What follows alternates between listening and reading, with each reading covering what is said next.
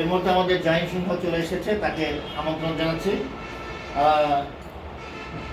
প্রথমেই আমি বক্তব্য রাখার জন্য বিনীত অনুরোধ করব আজকের এই বর্ষপূর্তিতে বাবু গোবিন্দ আচার্য, সাবেক সাধারণ সম্পাদক, সাভার প্রেস ক্লাব।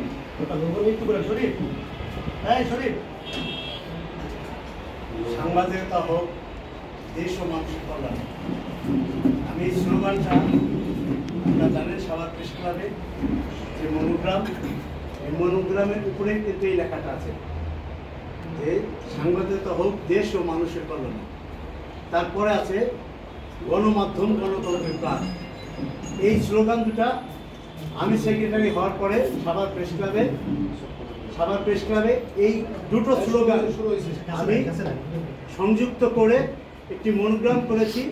যে মনোগ্রামটা ছিল আমার সানি ভাই ছিল, আমরা এই মনোগ্রামটা করেছি এই সাভারেরই স্মৃতিসৌধ এবং আমাদের কলম, একতা, ঐক্য।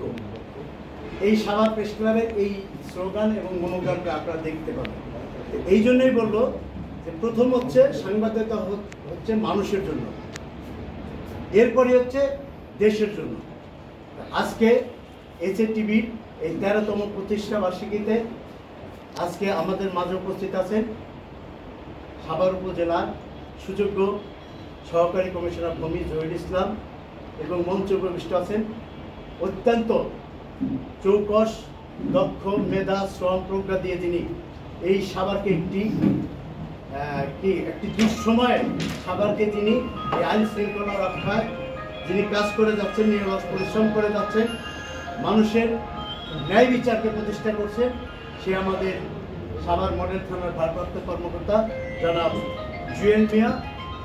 আজকে এই অনুষ্ঠানে উপস্থিত আছেন, যার আয়োজনে, যার পরিশ্রমে আজকে এসএটিভি সাভারে একটি সাহসিকতার নাম, এসএটিভি একটি সত্য বস্তুনিষ্ঠ সংবাদের নাম যিনি প্রচার করছেন, যার নেতৃত্বে এই এসএটিভি সাভারে আজকে সাভার আশুলিয়ার সকল মানুষের কাছে একটি গ্রহণযোগ্যতা পেয়েছে। সে আমার প্রিয় ভাই, আমি অত্যন্ত আদর করি। আমি মনে করি এক ঝাঁক তরুণ সাংবাদিকের সমন্বয়ে আজকে এই সাভার উপজেলা জার্নালিস্ট অ্যাসোসিয়েশন যেটা আজকে গঠিত হয়েছে, তারই সভাপতি জনাব সাদ্দাম হোসেন মঞ্চে উপস্থিত আছেন, আরেকজন তরুণ সাংবাদিক। আমরা আজকে এখানে দেখতে পাচ্ছি যে আসলে কিন্তু এই এক ঝাঁক তরুণ সাংবাদিক যারা মাঠে ঘাটে পথে প্রান্তরে সবসময় কাজ করে থাকেন, তাদের অন্যতম আমি মনে করি ইমন। যেখানে যাই সেখানেই তাকে পাই।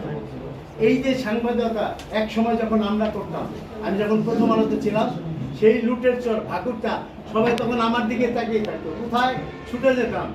একটি মোটরসাইকেল ছিল আমার, সেই ভাকুরটায় রাত 1টার সময় মারা গেছে, আমি সেখানে পৌঁছে গেছি। আমি যখন তরুণ ছিলাম ঠিক